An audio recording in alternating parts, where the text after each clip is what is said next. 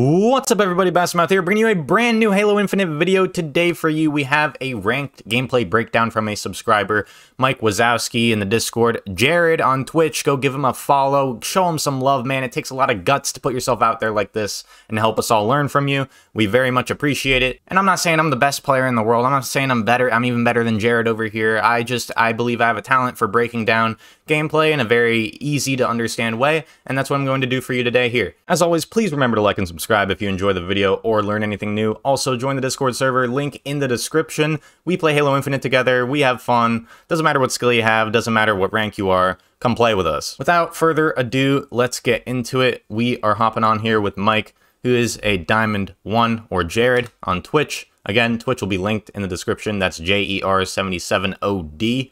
That's his Twitch. Show him some love. Again, it takes so much to put yourself out like this to the public, and I really appreciate him doing this so we can all learn here. He's peaking mid right now for Spanker. This is Oddball Streets, obviously, and this is kind of a questionable play. As you can see, he gets killed from B stairs. You're opening yourself up to a lot of damage by taking that angle initially because everyone pre-nades it. I liked at the beginning of the game, like, I understand that you were contesting Spanker, but there are also better... Oh, there's actually good plays about to make right here, so I'll pause it. But... like, there's better ways to contest Spanker, like maybe go around to Bulldog, grab Bulldog, and kind of hold that close angle there, and then, you know, maybe bank a couple pre-grenades over to, there's to tires. There's a lot you can do. Or maybe, go up top subway instead of bottom, grab the Stalker Rifle, put some pressure on mid, maybe go over, grab the drop shield on A, or I guess that's pretty far from you. They definitely have it. But, you get the idea. Use the sandbox more creatively around the map and set up little personal goals for yourself so you have more direction for each life. Like this life, I'm going to grab the Bulldog. This life, I'm going to flank a tower or station. This life, I'm going to contest ball. Just have a set goal so you're not so much uncertain about what you want to do.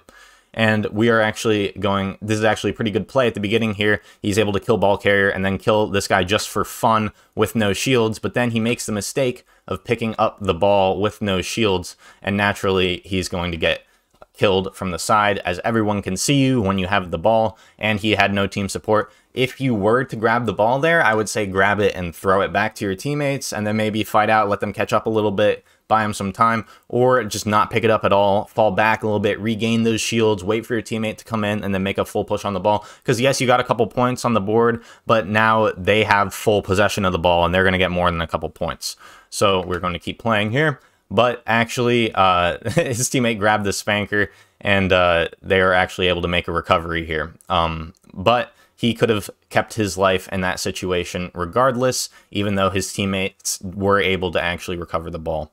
And he's going to grab the Stalker Rifle here, which is a good play. You need, especially since they're mid, you can put a lot of pressure on him with the Stalker. But then two guys start pushing him stairs, and he decides to push into him with the ball player also behind him, right? There's no... Walking into that 1v3, there's no winning that, really. And especially with the Stalker Rifle, like, first of all, I would have switched to the BR at that range. It's easier to hit them because you went for the melee headshot. Maybe if you want to use a Stalker Rifle, maybe, don't push them like that. Hold that further angle or move altogether. Wait for them to come up and then jump out and then kind of get them from behind. I don't know. But definitely not the best way. They could have been engaged there. Also, if you're going for the melee headshot combo, that BR is way easier for that because, again, you have the burst instead of the single laser shot that you have to, nail. But yeah, this is kind of, again, a life throw here. And he does get better. Like, Jared does a great job of adapting during this game. He shifts his play style a lot, which I really like. And his teammates actually are able to make a decent push, but they don't full slay before they grab the ball. Prison Mike over there just sees the ball and he grabs it. I see a lot of players do this. I do this sometimes. Everyone's guilty of this once in a while. But you gotta get all the slays in the area before you pick up the ball, or you're just going to throw away your life and the ball, and it's going to be really bad for your team. And now they're getting pushed out of subway. Could have been easier if it was a 3v3, if Prison Mike didn't pick up the ball. Maybe he was low, who knows. And then this guy kind of pushes from above balcony here. Yep. And you're going to see this guy a lot, just for fun, 4-2-5-4. And what I want you to notice about this guy is that he double melees a lot. Like, he'll, in a fight that's somewhat close or even medium range, he will opt to, instead of take the aim duel, he will sprint into you and just melee you only. And so the way to handle a player like this is it's clear he's scared to engage in an aim duel. So what you want to do is make it uncomfortable for him. He's clearly very comfortable close range meleeing. So whenever you engage this player and you see him doing his, sprint, charge into you, just start backing up and jumping, and I guarantee you he'll whiff a melee. Then it's two shots with a BR, 2 full bursts and a melee, and that's a kill. So while he's whiffing, 1, 2, melee, right? And then at worst, he takes down your shields. But that's how you deal with a player like this. Or just use grenades, or pick up other weapons. There's a lot you can do. That's not the only way to deal with a player like this. But as you can see, the Spanker is going to be up soon. So hopefully we're going to be making a play for that. Well, I know if we are or not. And we are, again, just for fun with the double melee. Even though you could have probably won that fight, even if you did, you are pushing Subway alone while they have ball there. And their whole team is there. So I honestly wouldn't have pushed that at all. I would have waited for my teammates. Maybe gone around, grab some equipment, grab some weapons while I'm waiting, and then push with the team to actually get a decent hold on the ball. And you can see each player on his team right now. Prison Mike got killed pushed in by himself, got killed. Orange Chop just pushed in by himself, got killed. Everyone is pushing in one at a time and dying. So here he's going with Prison Mike. I think, Jared realizes this. But he doesn't. You gotta, yes, Prison Mike that wasn't the best play for him to make right there, but it would honestly be worth it. Baiting him like that was good too. But again, they have the Bulldog. You kind of needed everyone there, and now you only have 2 players there with ball. I guess, not the worst situation, not exactly ideal, but I would have actually gone in there with Prison Mike, or, try to jump upstairs and get up balcony and help him from above. It was actually a pretty decent hold they had here, but then he kind of gets trapped up here at balcony. He should have picked up the ball, thrown it over to his teammates, maybe thrown it out of Subway even, maybe thrown it over balcony.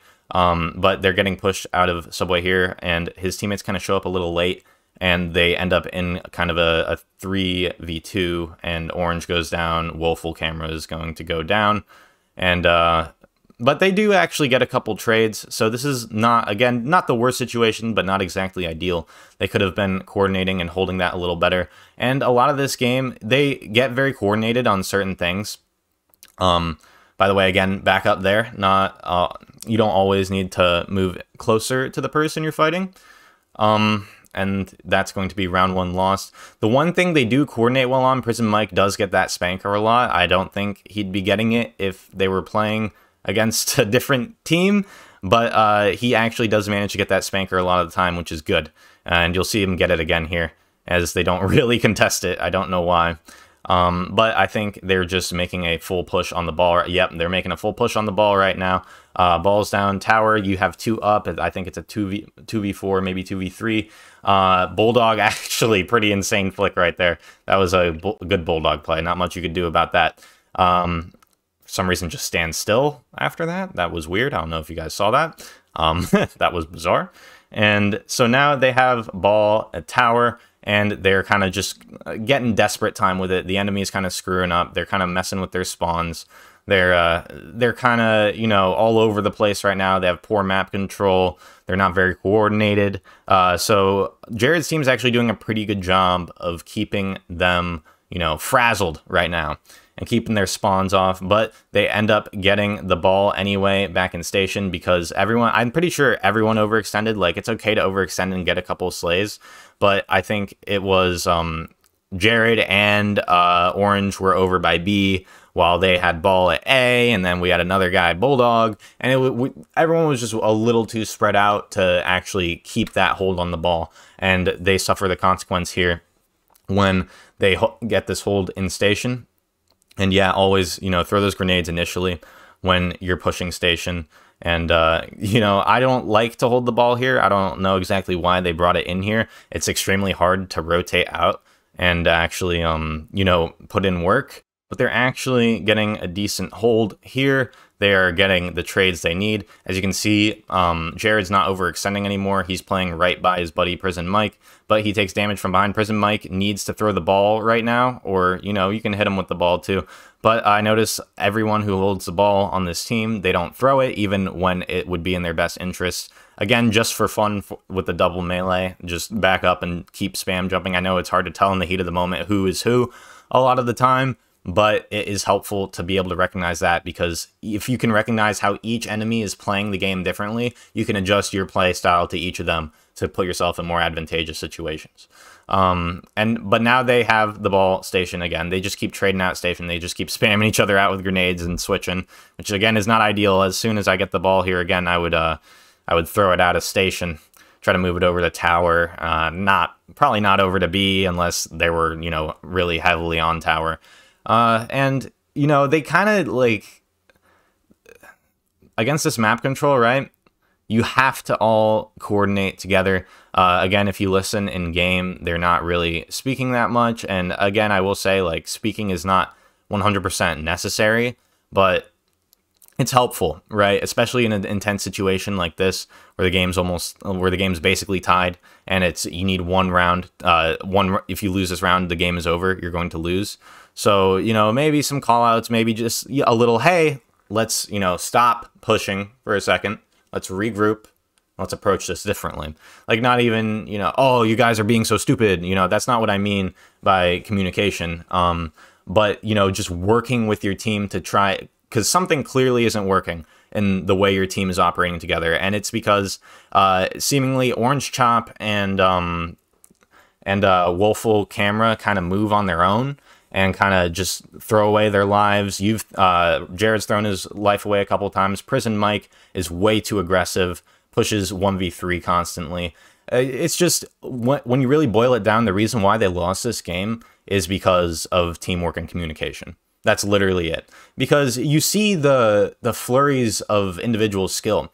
Like in the first round, that first ball pick that Jared had with the follow-up double, the way they are able to hold the ball sometimes when they finally do get it, and they finally actually hold positions and don't overextend, they do a good job of trading each other out and holding different angles.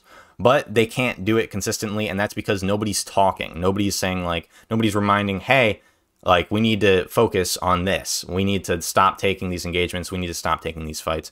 We need to focus on winning the game and working together. But anyway, I hope you guys enjoyed this video. Remember to like and subscribe if you did. See you guys in the next one.